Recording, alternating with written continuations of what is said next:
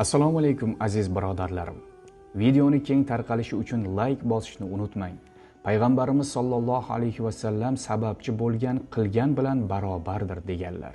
Inshaalloh bu sabab siz ham ajru savoblarga ega bo'lasiz. Bismillahirrohmanirrohim. Alhamdulillahi robbil alamin wal aqibatu lil muttaqin. Wassalatu wassalamu ala rasulina Muhammad va ala alihi va ashabihi ajma'in. Amma ba'd. Assalomu alaykum va rahmatullohi va barakatuh.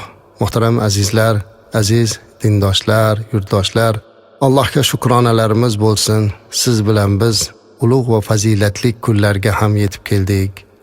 Sha'bon oyining o'rtasi bo'lgan nisfu Sha'bon baroat kechalariga ham sog' omon yetib keldik. Bugundan ertaga o'tar kechasi baroat kechasi. Alloh bu kechani bizga qutlug', muborak qilsin, fayzli qilsin. Alloh bandalariga o'ta mehribon. Qarangki, bizning umrimizning qisqaligidan, amallarimizning kamligidan Alloh taolo bizga shunday fazilatli kunlarni berdi-da. Bo'lmasa bu qisqa umrimiz dunyo tashvishlari bilan ovora bo'lib, savob amallarimizni qanday to'ldiramiz ekan deb yig'lab yuramiz. Ertaga taroziga qo'ysak savobim og'ir kelarmikin, gunohim og'ir kelarmikin deb tashvish qilamiz. Lekin Alloh taolo qisqa umrlik bandasiga, bizlarga mana bunday fazilatli kunlarni berdi. Qadr kechalarini berdi. Ramazon oylari tunlarini berdi. Arafat kechasi va Arafat makonini berdi, duolar qabul bo'ladigan. Har xil kunlarni va daqiqa soatlarni berdi. Juma kunlari, juma kunining ichida ba'zi bir daqiqa soatlar va mana shular qatorida bugungi kecha baroat kechasini ham berdi Alloh. Bu kechada qilinadigan duolar mustajab azizlar. Bu kechada qilinadigan ibodatlar fazilatli kun hisoblanib, ibodatlarimiz maqbul bo'lgan inshaalloh. Endi ijtimoiy tarmoqlarda bu kecha haqida turli gaplarni eshityapmiz. Bir xilgilar hatto buni bid'at deyapti, bir xilgilar kerak emas deyapti. Lekin buni tortishni o'rniga shu kechani ibodat bilan o'tkazishlikni haqida gaplashsak qanday ham yaxshi bo'lardi. Axir tunda ibodat qilaylik, tunda duo qilaylik deb aytilyapti. Qolaversa, bir necha asrlardan beri bizning muborak mazhabimiz va bizning mushtahid ulamolarimiz targ'ib qilib kelgan bu kechani bid'atga chiqarishlik o'zi bid'at emasmi? Ana shuning uchun bugun siz azizlarga Sha'bon oyining o'rtasi haqida va unda qilinajak amallar, ibodatlar haqida ma'lumot berishlikni o'z burchim deb bildim. Baroat kechasi, baroat deb ataydi buni xalqimiz. Bu degani ozod bo'lish ma'nolarida, qutulish ma'nolarida, poklanish ma'nolarida. Bu kechada Alloh juda ko'pchilikni do'zaxning otashidan ozod qilar ekan azizlar. Shuning uchun bu kecha baroat kechasi bo'ldi. Keling Rasulimiz alayhissalomni bu haqida aytgan ba'zi hadislarini eslab o'tamiz. Zero hadis juda ham ko'p ekan. Kitoblarda bu haqida juda ham ko'p gaplar bor ekan. Lekin bugun vaqtimizning e'tiboridan ibodat bilan o'tkazishlik borasidagi tavsiyalarni berib qo'ymoqchimiz. Ana Ali radhiyallohu anhu, Hazrati Ali rivoyat qilgan bu hadisni aytibdilar. Ani Nabiy sallallohu alayhi va sallam qol: "Idza kanat laylatun nisf min Sha'ban faqumu laylaha wa sumu naharaha." Rasulimiz alayhi salatu va salam shunday dedilar. Sha'bon oyini o'rtasidagi kecha kelsa, ya'ni baroat kechasi kelsa, uning tunini bedor o'tkazinglar. Kunini ro'zasini tutinglar. Ya'ni baroat kechasida tunini ibodat bilan bedor o'tkazib, tong otganda ro'zasini tutinglar dedilar payg'ambarimiz alayhisalom. Nima uchun? Fa innalloha yanzilu fiha li ghurubish shams ila sama'id dunya fa yaqulu ala min mustaghfir fa aghfir lahu. Chunki o'shanda Alloh quyosh botish paytida dunyo osmoniga tushadi va tong otguncha shunday deb turar ekan Alloh: "Ala min mustaghfir fa aghfir lahu." Qani istig'for aytuvchi bormi? Uni mag'firat qilaman. "Ala mustarziq fa arzuqahu." Mendan rizq so'raydigan bormi? Unga rizqini beraman. "Ala mubtalan fa uafiyahu." Bir baloga yo'liqqan, mubtalo bo'lgan bormiki, men unga ofiyat berurman. "Ala kaza va kaza." Qani falonchi, qani undoq, qani bundoq deb, ya'ni hamma narsani so'rab chiqargan Alloh taolo.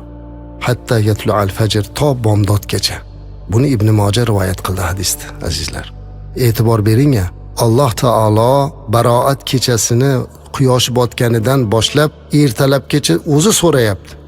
mendan kechirim so'raydigan bormi, tavbasini qabul qilay. Rizq so'ragan bormi, rizqini beray. Ofiyat so'ragan bormi, bir mubtalo bo'lgan, men unga ofiyat beray. Falonchi bormi, men unga uni beray deb so'rarkanda, bu kechani g'animat bilish kerak ekan azizlar.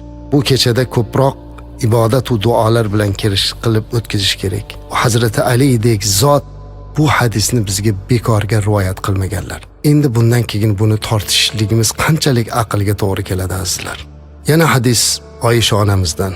Bu hadisni Ibn Moja, Termiziy, Imom Ahmad rivoyat qilishgan. Oysha onamizdan. Oysha onamiz aytibdilar: Rasululloh sallallohu alayhi va sallam meni xonamga kirdilar dedilar. Kirib kiyimlarini yechdilarda, keyin birdan kiyimlarini kiyib chiqib ketdilar. Men hayron bo'ldim. Orqasidan chiqdim dedilar. Qayerga ketdilar dedim. Boshqa uylariga kirdimikin dedim. Qalbimda rashk uyg'ondi dedilar. Orqasidan izlab borsam, u zot va barakot Baqiy qabristonida duo qilib osmonga qarab o'tirgan ekanlar. Men uyalib ketdim dedilar. Xijolat bo'ldim. Bu zot nima qilyaptilar u? Ummatda g'amida duoda-yu, men nimani o'yladim dedimda, orqamga yugurib qaytdim. Hujramga kirganimda orqamdan Rasululloh sallallohu alayhi vasallam kirdilar va men tez yurganim uchun nafasimni boshqacha olayotgandim, ya'ni xansirab olayotgandim. Menga qarab, bu nima nafas olish, ey Oyisha dedilar. Shunda men sizni orqangizdan bordim, izladim deb aytgan edim. Alloh va uni rasuli senga zulm qiladi deb o'yladingmi? Senga adolatsizlik qilarmidi? Bugun Jabroil alayhisalom menga tushib, bugun baroat kechasi, Sha'bonning yarmi. Bugun Alloh taolo hammani duosini qabul qiladigan, bugun mana shu Kalb qabilasining qo'yini yungi adadicha odamlarni mag'firat qiladigan kun ekan. Mana buni xabarini berdi dedilar. So'ngra Oysha onamizdan Rasulimiz alayhisalom ibodat qilishlikka ruxsat so'radilar. Men ibodat qilaman dedilarda, sajda qildilar dedi. Shu qadar uzoq sajda qilib turdilarki, men u zotni ruhi qabz qilindimi deb o'ylab qoldim dedilar. Qo'rqib ketdim dedilar. Borib oyoqlarini ushlab qimirlatgan edim. Rasululloh sollallohu alayhi vasallamda oyoqlari qimilladilar. Men tinchlandim dedi. Shunda u zotni duo qilayotganini eshitdim.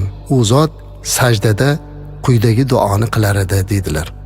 Allohumma inni a'udhu bi'afika min iqabik va a'udhu biridaka min sakhatik va a'udhu bika minka jalla wajhuka la uhsi thana'an alayka anta kama athnayta ala nafsik. Duoni tarjimasi quyidagicha. Ey Alloh, men sening afing bilan azobingdan panoh so'rayman. Seni rizoying bilan g'azabingdan panoh so'rayman. Seni o'zingdangina panoh so'rayman. Sen buyuksan. Seni o'zingga sano aytganingdek men senga sano ayta olmayman. Ushbu duoni qildilar azizlar. Buni ulamolar mana shu baroat kechasida qilinadigan duo deydilar. Mana shu duoni ko'p qilish kerak. Xohlang buni o'zbekchasini qiling, tarjimasini qiling. Ayni mana shu ma'nolar ichida, ya'ni Allohdan afv so'rayapti. Alloh taoloning azobidan qo'rqishimizni bildiryapti. Va Allohga aytayapmiz, Alloh senga sen o'zingga sano aytganchalik men sano ayta olmayman deyapti. Ya'ni seni maqtashlikda ojizman. Qancha maqtovlar bo'lsa senga oz deyapti-da. Mana shu sanolarda aytib, duolarni aytib, bugungi baroat kechasini o'tkazishlik kerak azizlar. Boshqa bir hadislarda Rasulimiz alayhisalom aytadilarki, shu kuni Allohning hammaga rahmati tushib turadi, ammo bir nechta toifa kishilar bor ekanki, Alloh saqlasin, ularga shu kechada ham Allohning rahmati tushmas ekan. Ular Allohga shirk keltirgan, qarindosh urug'idan arazlashib yuz ko'rmay qolgan odamga ham Allohning rahmati tushmas ekan shu kun. Va husumatchiga, boshqalarga gina qilgan, husumat qilib turgan odamga, mutakabbir odamga ham Allohning rahmati tushmas ekan. Ota-onaga oq bo'lganlarga ham azizlar. Alloh saqlasin. Shuning uchun hozir imkoniyatimiz borida keling bir-birimizdan uzr ma'zur qilaylik azizlar. Kimni ko'nglini og'ritgan bo'lsak uzr so'raylik. Men uzr so'rayman. Kimni ko'nglini og'ritgan bo'lsam, xafa qilgan bo'lsam, azizim, aziz birodarim, aka-ukam, meni uzrimni qabul qil deb aytish kerak. Uzr so'rash kerak. Hech bo'lmasa telefon orqali qilib bo'lsa ham uzr so'rang. Keling endi hamma narsani unuting. Bugun Allohning rahmati yog'ilib turgan kechada keling endi ozgina insoniylik bilan bo'lgan xatolarni kechirib yuboring. Alloh taolo bir qavmni qo'ylarini yungi adadicha gunohkorlarni kechirib turganda siz bitta jigaringizni kechira olmaysizmi? Akangizni, ukangizni kechira olmaysizmi? Bu qanday qalb bo'ldi endi? Kechirish kerak.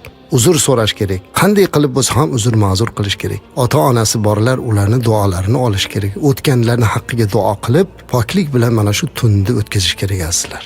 Bu tunni azizlar maxsus bir ibodat qilishlik ko'rsatmasi yo'q. Aytaylik, bu tunda mana bunday qilish kerak, to'planish kerak, jamoat bilan masjidga yo bir xonadonga degan ko'rsatma yo'q. Bu tunda hammamiz o'zimiz xoli, chiroyli qilib o'tkazaylik. Tunni yaxshilik bilan, ibodat bilan, yuqorida o'rgatilgan duolar bilan o'tkazish kerak. Va shuni barobarida men butun xalqimizdan iltimos qilar edimki, duolaringizni faqat o'zingiz uchun qilmang azizlar. O'zi uchungina duo qilgan odam baxil bo'ladi. Duo qilganingizda azizlar, boshqalarni ham, birodarlaringizni ham duo qiling. Duolarda eslang. Modomiki bugun duo mustajab ekan, bugun duolaringizda yurtni haqqiga, vatan haqqiga duo qiling. Bu vatan bizniki azizlar. Bu yurt bizniki. Modomiki Alloh taolo to tongga qadar mendan rizq so'raydigan bormi, rizqini beraman. Ofiyat so'raydigan bormi, ofiyat beraman. Mendan istig'for so'raydigan bormi, mag'firat qilaman deb nido qilar ekan, Allohdan so'rashimiz kerak. Allohim bu vatan, bu yurtimizning xalqini, rizqini ulug' qilgin deb so'rash kerak. Gunohlarini kechirgin, balo, ofatlardan saqlagin deb duo qilish kerak. Va shuning bilan birga azizlar, yurt boshini, davlat rahbarini duo qilish kerak. Bu Fuzayl ibn Iyoz rahimahullohning tavsiyasi. Ulug' zotlardan bo'lgan Fuzayl ibn Iyoz rahimahulloh aytadilar: "Meni agar bitta duoyim bo'lsa-yu, shu duoyim aniq qabul bo'lishligini bilsam, men yurtni rahbarini haqqiga duo qilardim", deyaptilar. Shunda odamlar so'radi: "Ey Abu Ali, bizga tushuntirib bering, nega unday?" dedi. "O'zimga duo qilsam, uni foydasi faqat menga bo'ladi. Agar yurt rahbarini duo qilsam, bu bilan butun insonlar va jamiyatga foyda bo'ladi", degan ekanlar. Yurt rahbarini duo qilsak, butun jamiyatga manfaat bo'ladi. Shuning uchun bugungi baroat kechasidagi duolarimizda yurt, vatan, davlat rahbari va barcha azizlarimizni duo qilishimiz kerak. Bugun faqat yaxshilik duolari bilan o'tkazishimiz kerak tunda azizlar. Nima so'rasak boshqasiga duoyimizni senga ham deb turadigan farishta borligini esdan chiqarmaslik kerak. Ha, bugun duo qabul bo'lar ekan, falonchi mana dushmanim edi, bugun uni bir duo qilaman demang azizlar.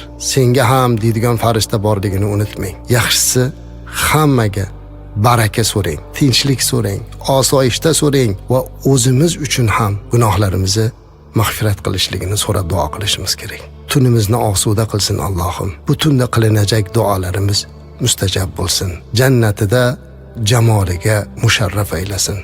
Assalomu alaykum va rahmatullohi va barakatuh.